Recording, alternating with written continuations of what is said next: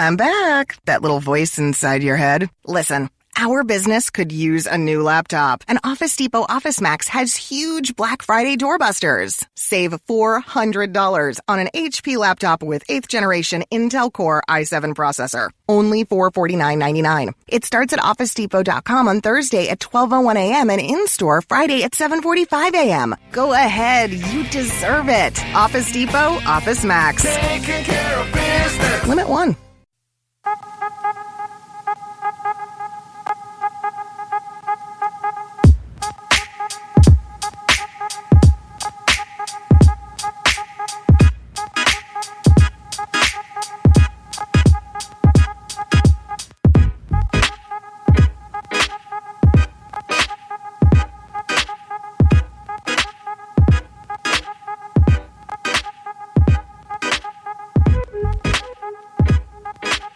What's up, guys? Red Nation Hoops Podcast. My name is Salman Ali at Red Nation Hoops on Twitter. Here, joined by co-host Forrest Walker at Do Nots on Twitter. How you doing, man? Hey, not bad. So, just a disclaimer before we start the pod. We're kind of running out of things to talk about because the Rockets are really, really good, and it makes it really difficult to talk about a team that's that damn good. We kind of ran into this problem last year, but we worked through it because it was a new team. There was a lot of new parts. We were still trying to figure this team out. But I feel like we have like 80% of this team figured out. At this point. I know Chris Paul just came back, but I don't think that it's going to change the way this team plays that much. And it's going to make it a lot harder to talk about going forward. Yeah, that's not wrong. I mean, I think there will be some changes, and we'll get a more full view of how this team's going to look with Chris Paul in there. But yeah, if, for example, in the scenario where it's pretty much the same as it is now, if we keep seeing games like similar to these games, yeah, it's good and bad. And by that I mean it's really good, except for a little bit boring, maybe. Right. God, imagine what it'd be like to be like the Warriors podcast.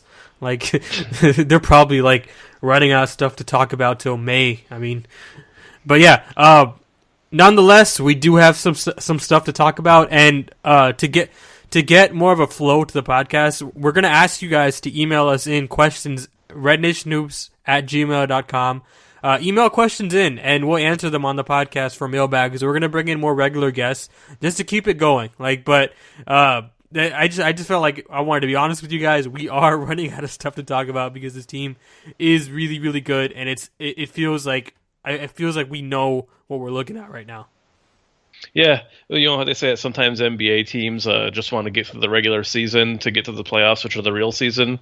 I think we're kind of seeing that a little bit, that with this team that's that good, with a team that's just looking forward to the playoffs, we're like the team just looking forward to the playoffs and not really worrying too much about the regular season. Once we know how good they are, the rest of the thing. Right, and the thing is, we will have stuff to talk about because this team is still very interesting, and stuff will come up. You know, injuries happen, which we don't want that to happen, but inevitably through the course of an 82-game season, someone's going to tweak their ankle or something, and that'll make stuff interesting. You know, again, we're going to go through a tougher stretch of the schedule, which will become, very interesting to talk about, where they face a real legitimate Western Conference playoff teams.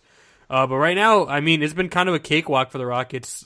They've been cruising. But let's go ahead and talk about the first game of the week in Toronto. This was kind of a bad loss. Yeah, it was the worst loss they've had this season, I think. Right. In their defense, it was 3 games in 4 nights, but even with that being said, it was still bad. The defense was atrocious. Offensively, they looked like they were dragging their feet in mud, and I think you talked about this on your recap. It was just, overall, and people were complaining about the officiating, and I'm just kind of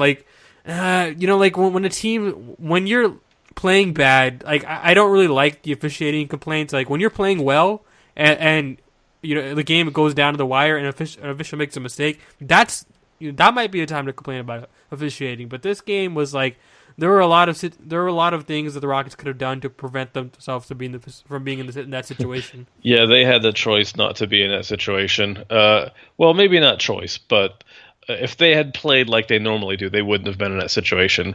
The only question is was that possible for them to have played that well or not? Right. Defensively, they looked bad, and And I think a lot of this was because they were tired, and it was 3 games in 4 nights. But at the same time, like, you got to have better effort than that if you want to be a legitimate championship contender. They were shooting 41% from the field and 30% from the three-point line. Yeah, they did not shoot the ball well in this game. And they got to the free throw line plenty. It was just a matter of, like, they were just bad, man. Like there was no other way to put this other than they were bad. And Toronto was good. Toronto's kind of on a roll right now, and the Rockets kind of caught them at a bad time. But they got to the free throw line at will. They played no defense in the paint. Their rim protection was really bad. Clint wasn't really good in this game. It wasn't a great game. No, it certainly wasn't. I mean, I sort of talk about this, but I think that they were always going to have a game like this. They've been kind of playing with fire with how much they were playing James Harden and Trevor Reeves, a couple other players. They just been doing too much. They didn't have much of a choice because without Chris Paul there, they all had to kind of compensate, play not only more but also play outside the roles a little bit to make sure the offense kept flowing. It was always going to happen sooner or later, and it's not surprising that it happened toward the end of that run. That without Chris Paul, that they just eventually didn't have it. They played a good team. Toronto is a legitimately actually good team in this league, one of like 7 teams. So it's not really a shameful loss, really, because there's a lot of reasons why that went on. And I think there's a lot of reason to believe that if they played the Raptors again tomorrow, say, you would not see the same result at all. But it was certainly embarrassing at the time, and it was by far the ugliest loss they've had this year. Right. They won 6 games in a row going into that game. The minutes were starting to add up, and I felt like that was a big issue for this game. James Harden did not shoot the ball well. He got to the free throw line plenty, which kind of made up for that. But overall, from the field, he was 8 for 25, 3 from 11 from 3. He got to the free throw line 19 times, which kind of made up for it, and he scored 38 points. And he got 11 assists. I mean, like he still played well enough to where his shooting didn't really impact it, but still, not the best Harden game. Eric Gordon shot 3 for 12 from the field, 0 for 7 from the 3-point line. Ryan Anderson did not play like Ryan Anderson, 2 for 6 from 3-point line. Clint Capella had a double-double, but his rim protection was awful, as I said earlier. Yeah, bad loss. Something the Rockets will go look past. I think you can always tell when the strain is getting to James Harden, especially, and you can see how his defense is going. The more, because he conserves energy on defense first. If he's really destroyed, his whole game falls apart. But that's anybody who's totally out of juice, like he was at the end of the last playoffs, will do that. But yeah, if you see his defense falling off, like he's just giving less effort there, that's a telltale sign that he's just exhausted mostly. So. Yeah, I'm not too worried about it. Yeah, it's a different team now. Next game in Phoenix, this game was kind of ridiculous. The Rockets' offense was just completely ludicrous. 90 points in the first half. God, that was an NBA record. Like, they were third most points scored in a half. The last time any team scored more was in the 90s, against the Denver Nuggets. I think it might have been the Phoenix Suns that did this. Yeah, I think it was. And the Rockets came close to breaking it, but their offense was completely ridiculous. Chris Paul came back and he looked good. He was on a minutes restriction for 20 minutes per game. 11 points, 7 assists, 2 steals. He looked completely comfortable out there. Obviously, he's still got to get his wind back, and that's probably the main reason for his minutes restriction. James Harden was spectacular: 48 points, 22 shots, and 7 assists. I think he had 3 steals too. It's ridiculous game from James Harden. Yeah, that was an intense game. I mean, if you were asking for what's the best possible way that the game could turn out, it'd be pretty similar to that. The offense looked absolutely unstoppable, and it was absolutely relentless. The only reason that they didn't score more points is because there was no reason to score more points later on. The second half, they scored way less, and they still scored 30 in the third quarter, and that was a disappointment. So Right. The offense was definitely clicking with Chris Paul up there. You would find no reasons to worry about the team adjusting to Chris Paul from that game. And I guess to play devil's advocate, their defense was bad. They had like a 110 defensive rating in that game, which is not good. At the same time, if you're scoring 90 points and a half, man, the defense doesn't even matter. Like it's just like it's so crippling to the other team, and the other team was like the Phoenix was just struggling to keep up. It was just too much. It's just too much when the Rockets are playing like that offensively. There's only one team in the league that can catch up. Yep. That's the plan. As long as you get that margin, it doesn't matter which end you get the margin from. Right. It was a good win. Not the best win of the week. The best win of the week was definitely in Memphis. This was a high quality win. The pace was slow. Memphis in large part dictated the pace. The defense started off sloppy, but they really tightened up in the second half. Particularly that third quarter. I think they allowed like less than 20 points in that third quarter, which is really good. Chris Paul looked great. 17 points, 7 assists, 2 steals. Great win for the Rockets, honestly. Yeah, it was some pretty sweet revenge against a team that had the indignity to beat them 2 times in one season. Right, and you know what was great about that win? Chris Paul destroyed the Grizzlies' second unit. I mean, how unfair is it that when you've successfully defended James Harden for how well you can successfully defend him, and he goes to the bench and Chris Paul checks into the game. Like how ridiculous is that? Like I tweeted about this. I would be furious if I was an opposing team and I'd see James Harden checking out of the game, and that's usually when you can catch up, right? That's usually when the star goes out of the game. That's usually when you can start your run. But Chris Paul checks in and keeps that lead. Kyle's on top of that lead. Yeah, and consider the following, right? They have a kind of a weird rotation too, where Chris Paul and James Harden swap-offs don't exactly follow like the typical bench unit in and out that NBA teams do. So there's a very real chance that you're asking your bench units, you're like usually the fourth best guy tends to be the best guy on the court at that time because teams usually have like an 8 or 9 guy rotation.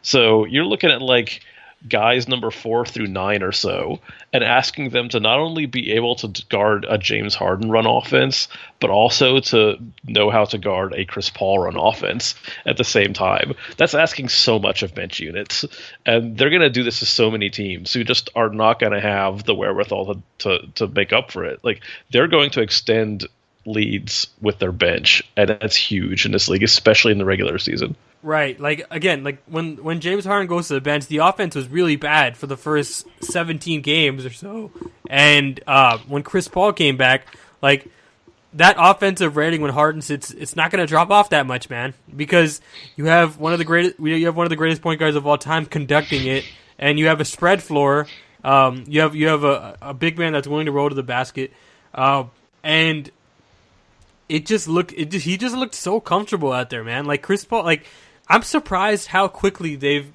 clicked, man. Like, yeah, Harden and Paul found each other for open threes.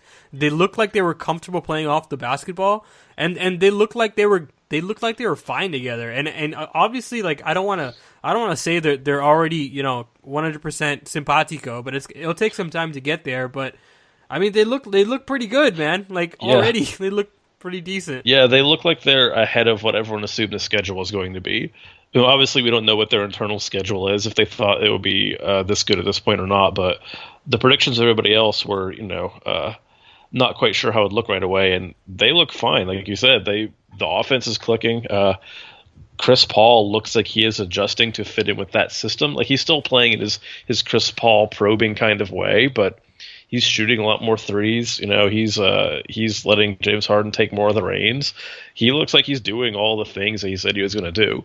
And as long as that keeps up, this is going to be a deadly team. Right. And I want to ask you about this because it's something that I've heard people brought up, and I kind of agree with the sentiment. The fact that Chris Paul was out for the first month, I think it might have been a good thing because you got a chance to integrate the back line of your bench. You got a chance to integrate PJ Tucker, Lukumba Mute, all your new pieces, Tariq Black, all those guys, and Chris Paul got a chance to watch the offense from afar, staying on the bench, And everybody got into a rhythm. So when Paul came back, you just had to integrate that one piece, and that one piece had been watching your offense for 17 games. It felt like he knew where to be on the floor at every point of the game, and it looked like he knew the rhythm of the game. Like, he played fast. He played like a fast point guard. Yeah, I think it's totally plausible. I mean, obviously, we can't know what the counter positive would have been. Like, we don't live in that universe where Chris Paul didn't get hurt, so we can't compare those two scenarios. But it definitely seems like that's totally plausible. I mean, if you have a guy on the bench watching how the offense works, what player would you rather be cerebrally dissecting this live video every single night than Chris Paul? If anybody can learn from watching, it's him. Who's, he probably understands offense better than anyone in the league except somehow James Harden. Which, by the way, can we talk about these two guys who are playing together are probably the most just brilliant offensive maestros in the league right now? Yeah, I mean, James Harden's been on another level, and I want to get to this in like a second. I want to another disclaimer here. I really don't want to talk about James Harden's MVP candidacy, but I feel like we kind of have to at this point. I feel like I'm jaded. Yeah, the issue's getting forced. Right, I think you and I are both equally jaded about talking about the MVP race and Harden. The fan base is jaded. Like, I hear a lot of that in my mentions. Like, I don't want to talk about it, but like it's just you kind of have to at this point because Harden's kind of like you said, he has forced the issue. He's been absolutely incredible. He's averaging 31 points per game on 62% true shooting, which only 2013-14 Kevin Durant has done. And Kevin Durant in 2013-14 had one of the greatest offensive seasons of all time. For Harden to be in that class is just, I mean, okay. And one more thing before we get into this, I want to say something to the fan base because Harden went down in that Phoenix game, and my heart kind of skipped a beat in that game. When he went down, he bumped knees, and he was fine. Like, he came back after that quarter. Like, I just want to tell the fan, you got to enjoy this man while you have him. Like, because you never know when something's going to happen. Like, you never know when Harden, knock on wood, you never know when he gets an injury, whenever he goes down and he doesn't come back up, right? Because, we've had some close calls there. He's avoided injuries thus far, and you're probably not going to get another player like this for another 20 years. Like, the last player of this caliber that the Rockets had was Hakeem Olajuwon. That was 20 years ago. Prime Hakeem Olajuwon was on the Houston Rockets 20 years ago, and you're probably not going to get another player for another 20 years. Yeah, this is the best Rockets team. Yeah, this is the best Rockets team of the past 20 years and probably ever. Which, right. It's a weird thing to say, but they're better than those Rockets team that won championships because, in large part, the top of the league is more competitive. This is an incredible team. Like, I've been looking for the stats on this team because I am blown away by it. And just segueing that for a minute, that this team is better than any other Rockets team we've ever watched by every advanced metric. They are by all their single rating systems that people use, this is easily the best team the Rockets have ever had, and it's also at a level that doesn't usually even happen in NBA seasons. The best team in the league is usually not as good as this Rockets team.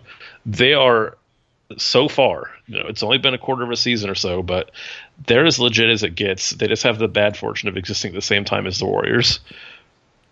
No, I completely agree. Like, again, their net rating is like 8.8 or something like that. That's stupid. Like, that's just stupid. Like, they're outscoring teams by an average of basically 9 points per 100 possessions. Do you want to know their November splits? Go ahead, man. All right, their net rating is first at 16.1 in November.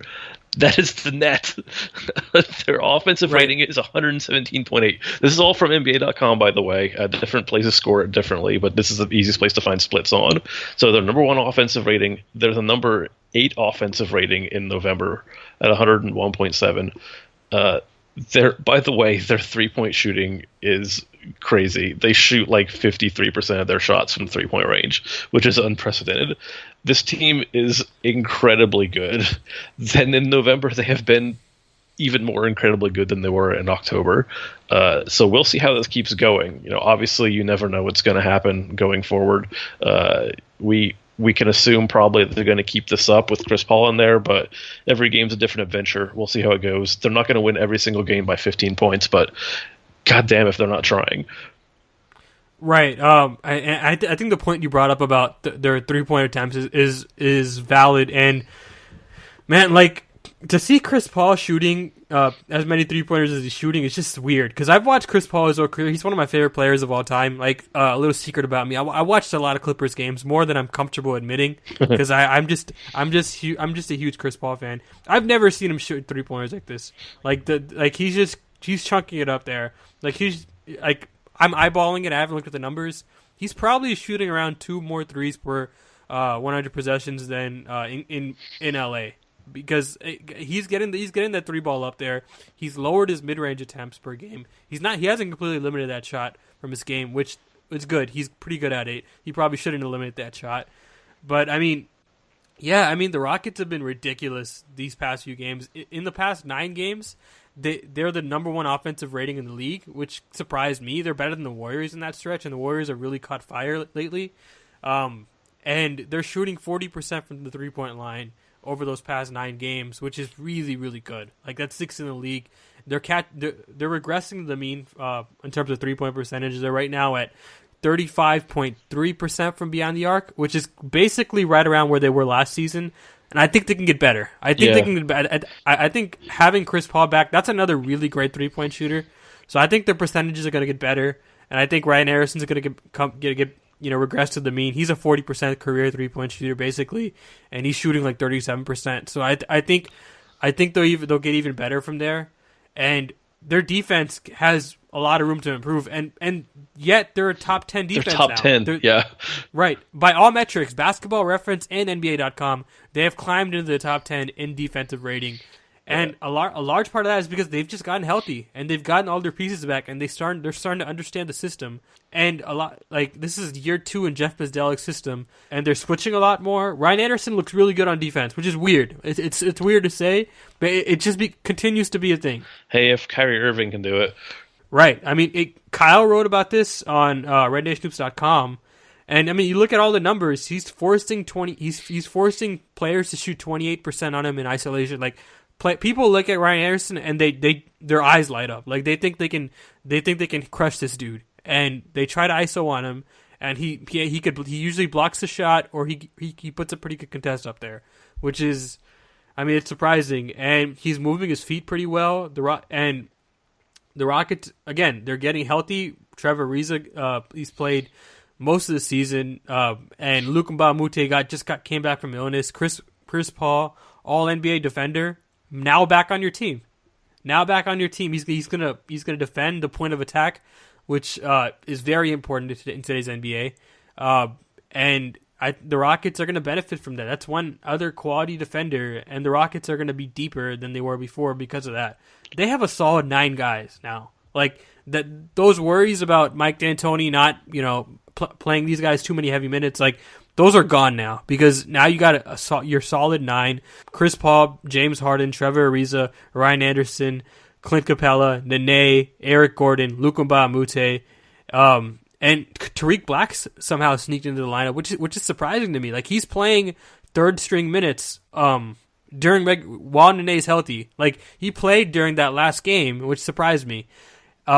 This team's been on a crazy stretch. Hey folks, Dave DeFore of On the NBA with Dave DeFore here. I'd like to talk to you about my friends over at Harry's, my go-to razor for a smooth, close, and comfortable shave. Almighty Baller Radio is the go-to network for NBA podcasts, but if you visit harrys.com/ballers, you'll get a free trial set from Harry's and find out why over 3 million guys have switched to Harry's. Harry's is all about a great shave at a fair price. With top-quality blades made in a German factory with over 100 years of blade-making experience, you get a close, clean shave every time, 100% guaranteed, and at half the price of the leading 5-blade razor. So go to harrys.com/ballers, BALLERS today. You'll get the free trial kit that has become my personal go-to every morning. A weighted, ergonomic razor handle, 5 precision-engineered blades with a lubricating strip and trimmer blade, a rich lathering shave gel, and a travel blade cover. A $13 value, this is all yours for free when you sign up, just by covering the cost of shipping. You're supporting the network here at Almighty Baller, but you're also making a great decision for yourself. The decision to find out how Harry's has fixed shaving for the ordinary guy. Check out that URL, harrys.com/ballers. One more time, that's harrys.com/ballers to receive a free trial shave set for just the cost of shipping.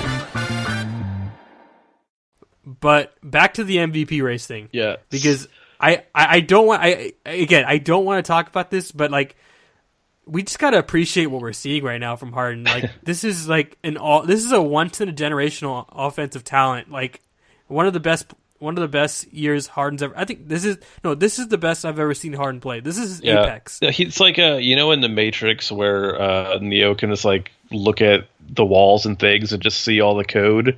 It's like Harden has everything got to that slowed point. down. Yeah, it's like Harden's got to that point. He can see the lines between realities or something. He understands offense in a way that really no one else in the league does. It's unbelievable. He doesn't make the most crazy passes. Like if you look at Chris Paul, the actual passes themselves, like just the immediate moment of that pass is usually more impressive, right? He'll throw a crisper pass and Harden will, and that's more flashy. But Harden sets up the offense to succeed every time, from step 1 to step 50. No one is better at picking apart a defense than James Harden is. It's amazing to watch. Like he plays not solely based on his athletic gifts, because he's not really that exceptional for an NBA player in that aspect.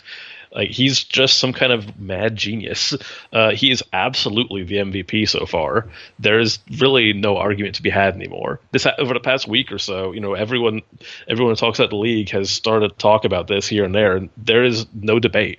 Everyone knows he's the MVP so far, and I actually think that Chris Paul being missing for the first season in a weird way could actually help a potential James Harden MVP campaign such as it is, which I think would be waged by not so much by Rockets Twitter, who, as you've noted, have largely given up on the idea of him ever winning MVP and just kind of don't want to talk about it.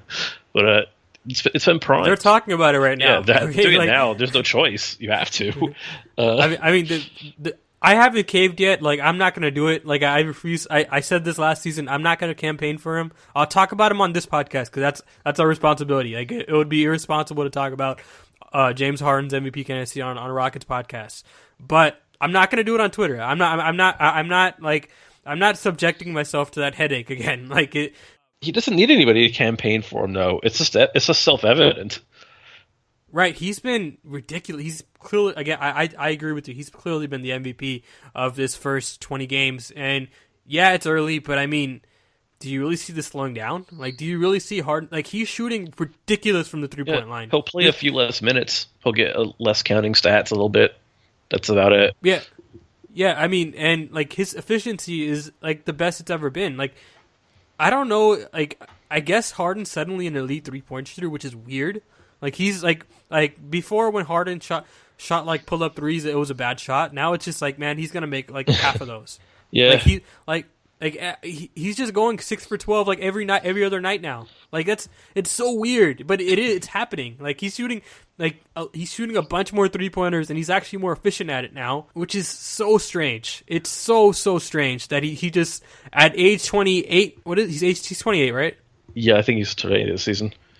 Yeah, at age 28, he suddenly chose to become a better three-point shooter. That's so weird to me. Well, we got 3 possibilities here. One is that it's just kind of a hot stretch, which it's with three-point shooting, you can never rule that one out.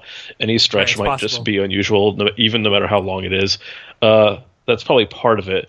Also, it's possible that he's getting better quality of three-point looks, which with Chris Paul out there will increasingly be the case, I think. And the third possibility is that he just worked like a maniac over the offseason and just really drilled his three-pointers in a big way. It's probably a combination of all 3 of those things. Right, like there's a possibility that he could hit this hard regression month, right? Like that happens a lot with three-point shooting, where you just shoot like 28% for a month and your percentages level out. Yeah, but they had that for the first month. Right. I mean, yeah. And I'm in reference to James Harden. Like I don't want to eliminate it, man. Like he could go for the rest of November, he could shoot like 20% from the 3-point line. But I mean, every game that I'm waiting for a regression. Like the last 2 games before this game in Memphis, like I thought they were going to regress. Harden was going to regress pretty hard because he shot pretty terribly those in Phoenix and in Toronto and the game before that. And then the last 2 games he's just shot like amazingly from beyond the arc. And again, we don't know with 3-point shooting. Again, like you said, it's very tricky. This could very much be a hot stretch. It's only been 20 games. But, I mean, he's shooting it so confidently, and he's shooting it like I've never seen him shoot it. Like, his stroke looks really nice, and he's going to get better quality looks with Chris Paul out there. He's going to get more catch-and-shoot opportunities. And I found this neat stat from Kelly Scaletta about, like, every time he passes to 3-point shooters, they shoot 5% better from 3, which is strange, right? But it's true. Like he's getting guys open looks, and those guys are shooting better off his passes than anybody else on the team. Yeah, he is very good at making sure guys are in the right place in the right situation to score very well. I don't think this is going to really change very much, honestly. I think that especially as they're shooting more and more threes per game, that's how you even these things out. Like the higher number, the higher volume you shoot, the more your numbers become less volatile, and that's what they want. Weirdly, they don't want as much volatility right now because they're very good. They want to play their strengths and even it out. They want to shoot enough threes such that if they have like a shooting slump of like 5 shots or something, it'll pass as well. So, and I think that's what you're seeing too. They're getting their points. Even during these games where they score 8,000 points, there are still some shooting slumps in there. Like against the Grizzlies the other day, the Grizzlies had a 15-0 run when the Rockets just couldn't hit anything. It didn't matter. Right. Like again, like when you shoot that many threes, it evens out in the end. They just outmath teams like all the time. I think you wrote about this in their last game, right? Like it's just a math problem for everybody, man. Like when they hit their threes, it's over. And even when they don't hit their threes, they're shooting so many of them that their percentage, I mean, it really doesn't matter at that point because again, that's still you're still shooting enough 3-pointers to where the other team just can't keep up. And the Rockets have enough quality shooters to where they'll make you pay for points in the game, and it's just too much for teams to handle. Yeah, they're bending and breaking defenses, and it's really amazing to see. It's pretty wild right now in the NBA. We have the Rockets, which are some kind of otherworldly offense, and the Celtics, who are somehow some kind of otherworldly defense at the same time. And I really cannot wait to see those teams play against each other. I want to see what that looks like. They're the inverse of each other, huh? They really are. In fact, if you look at a BPI on ESPN, they're like literally the inverse of each other in terms of like offensive and defensive scores. Don't make the MVP case. It isn't necessary. Don't worry about who's going to win the MVP. You can't control it. Don't expect him to enjoy it. Yeah, man. just enjoy how good he is. Right, and that's what I've been trying to do this year. Like he's just been kind of a treasure, man. Like it is a real possibility this is going to be the best Rockets player of my lifetime. Like, and you just have to like enjoy that. Like that, it's because you're never gonna like instead of trashing him on the radio for Game 6 or making jokes about it, like forget his flaws. Enjoy what he's really, really freaking good at, which is everything else. Right? Like everything else, every other aspect of the game, of the defense, he's incredible at. And it's just a marvel. Like it's really fun to watch because like he does stuff. Like there was a lob play in that Grizzlies game where the defenders were all up on Harden and Capella. They were in transition too, and I don't know how the hell Harden got this ball up. I'll tweet this after we record the podcast. But I don't know how the hell he got this ball up in transition, but he did, and it connected on a Capella lob. And he does stuff like that every game where it's just like how.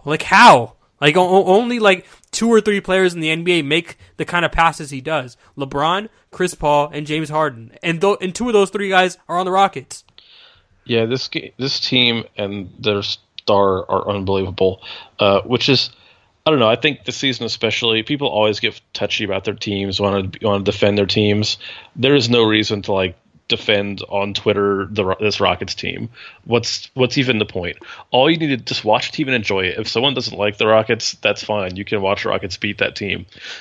They're incredibly good. They don't need anybody to like defend them. They're doing a perfectly good job on their own. So just have fun with it and don't worry about any of the other stuff. Just enjoy the amazing show we're watching every single night and try to pick it apart the same way that Harden and Chris Paul pick apart other teams' defenses. Heyo. I had them at 54 wins going into the season. Right now they're on pace to destroy that prediction, and rightfully so. I mean they deserve it. They've played excellent on offense and defense, and right now they're clearly one of the best teams in the NBA. Which brings me to my next point. People need to start showing up to this game, man. These games, yeah, no kidding. It's really, really annoying how bad the Rockets look on television. Like I watch every game. I go to the arena. I see it in person, and nobody especially the lower bowl. I don't know what's going on with the Rockets. Like it's been a thing for 2 years now, 2 or 3 years now. The Rockets just can't seem to fill up the arena, and I'm not sure if it's ticket prices, or if it's fans showing up late to the games. But if it's fans showing up late to the games, get in your seat, man. Like I don't get why would you show up late to this game? They're a damn good basketball team, and they look really bad when you're not in your seat before the game. Yeah, I was especially speaking of the fans. On a similar note, in that game against Cleveland, it seemed like half the audience was LeBron James fans, which is fine. LeBron James is a great guy, but come on, don't cheer for the other team in your own home. That really disappointed me. That really pissed me off. I did not like that at all. I did not understand why Houston fans were sitting there cheering for LeBron James and the Cavaliers. Every time I'd look away and I'd hear like a cheer for a ref call, I would say, "Oh, that must have gone Houston's way," but no, it would go Cleveland's way. Houston fans are not really acquitting themselves particularly well right now. Maybe once everyone finally gives up on the Texans and there's not any Astros games being played, a few of them will show up. Hold on. And I'm gonna get on my soapbox here. That's why they should be rooting for this team, man. The Texans are awful. They're an awful organization. They're awfully managed. Here's why I need to calm down a little bit. But they need to give up on the Texans, man. Like what have the Texans given you over the past 10 years to rally behind them year after year after year and sell out that arena? Like I don't get why the city can't rally around the Rockets. It makes no sense to me. Like it makes absolutely no sense to me. Like the Rockets are really, really freaking good. They have not one but two superstars right now, and usually that's enough to fill out an arena. And people are making jokes about the Rockets fan base, man. And I know that the Rockets fans are passionate. I see them on Twitter. Like they have one of the best online communities out of any NBA team in the NBA. Like they have one of the best, and they just don't show up, man. The numbers back this up. Basketball Reference says they're 28th. ESPN.com says they're 15th or 16th. They should be in the top 10, man, at least. Yeah, at least. This team is too good to not warrant your attention and to fill the seat. Like, get in your damn seat for the game. I know Houston is full of people who can afford those expensive lower bowl tickets. Right. Like, I don't want to get I don't want to seem like it should be a no-brainer to afford those tickets, right? Like it's obviously very expensive. Yeah, I don't go lower bowl, but I'm poor. Right. I mean, and at the same time, like the Rockets need to be doing something about this too, right? Like this has been an ongoing problem. Like $1 hot dogs aren't going to solve anything, man. Like I'm sorry, like it didn't work in the playoffs, and it's probably not going to work in the regular season. Like you guys have to find a way to fill this arena. Like this is just it's completely embarrassing for the Rockets, and frankly, for a team that's this good, it's just unacceptable. Like I was listening to the Open Floor, which is a SI podcast about the NBA. And they were just clowning the Rockets home court. Like they don't the Rockets legitimately don't have like a home court advantage because of how empty the arena is. Like that's unacceptable, man. It's just I don't know, man. It makes me angry, especially since the Rockets are one of the best managed teams in town, one of the most exciting teams in town. They play a brand of basketball which is really, really fun to watch. They shoot a lot of threes. They get to the paint like nearly every other possession. Like this should be a fun team to watch. And yet the arena is empty every freaking day. Yeah, it's pretty grim. I don't really understand why it is. It's such a good team. I don't know why people aren't more loyal to it. Like, when have they lost all this fan base? Like, what did they do? Is it just that they don't play in the Summit anymore? Like, I don't understand how they went from being so beloved to being just another has-run team, like, in the city of Houston. Other cities don't have this problem. Only like Miami. Like, I don't get it. Why Oakland was able to keep Oracle Arena filled up with people even during the worst period of the Warriors. So there's really no excuse for Houston not to have more people at these games. Right, and like the facility is good, man. Like I've been to the Toyota Center several times. It's only like 10 or 12 years old. Like it's a really, really good facility. And you know, like everything about it, like nothing about that arena is deteriorating. Like it's a fairly new arena, and I don't understand why it's not getting packed every night. It's just weird because I don't know. And like I don't like and 50. I know I realize traffic on 59 is bad, but that's no excuse not to show up to the game. Set aside an hour to get to the game. Like it shouldn't be that bad. Yeah, they got to get more people in seats. Well, maybe they'll just have to. I mean, we'll see what it takes to get people to pay attention to them. I don't know if anything short of a championship would do it, so we'll see. Is it really that the Rockets are giving out too many of these corporate seats? Is that the problem? Maybe. I mean, those kind of seats typically people don't end up in because that's what corporate seats are like. They just use them as like, you know, treats or like incentives for their employees and stuff. So you've seen them be pretty open. Maybe they just need to start charging way less for those seats that are on camera. You know which seats they're going to be. Fill those ones up.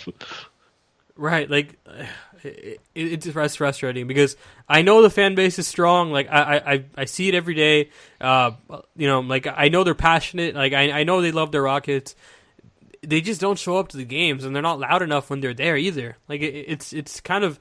It's frankly embarrassing to the franchise. It's a real problem, and they need to find a way to fix it. The best teams in the league have really good audiences. Even the Heat, when people made fun of the Heat in their heyday, like even they managed to fill up the arena. It just took them a minute, yeah. Right, they were just a late arriving crowd. Like even this is a late arriving crowd, and even when they show up, they're not there. Like it's a late arriving crowd that's not really a late arriving crowd. Like that's just a crutch. Yeah, it's no good. It's the worst thing about the Rockets easily. Yeah. It's one thing that frustrates me to this day. Like, and I see them on League Pass and I see them in person. It's so glaring that I don't know why it hasn't been like a bigger issue for the Rockets. Like, why aren't they prioritizing getting people in that arena? But yeah, it's I guess it's above our pay grade, man. Subscribe to the podcast on iTunes, Google Play, and Stitcher. Follow us on Twitter at Red Noobs, and follow for us on Twitter at Do Nuts. And yeah, guys, good night.